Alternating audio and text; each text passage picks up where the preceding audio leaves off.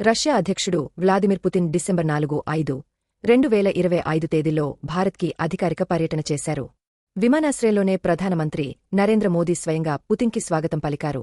ఇది బలమైన ద్వైపాక్షిక సంబంధాల సంకేతంగా భావించారు.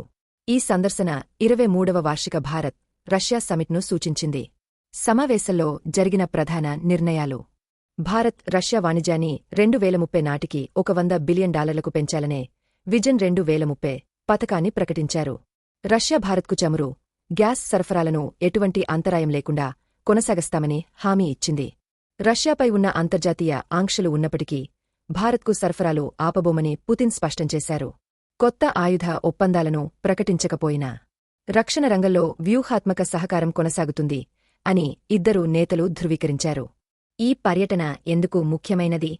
ఎందుకంటే ఉక్రెయిన్ యుద్ధం ప్రారంభమైన తర్వాత పుతిన్ చేసిన ఇది మొదటి పెద్ద విదేశీ పర్యటన. రష్యాతో భారత సంబంధాలు ఇంకా బలంగా ఉన్నాయని ప్రపంచానికి చూపించింది. ఇద్దరు కలవడం వల్ల చాలా లాభాలు ఉన్నాయి.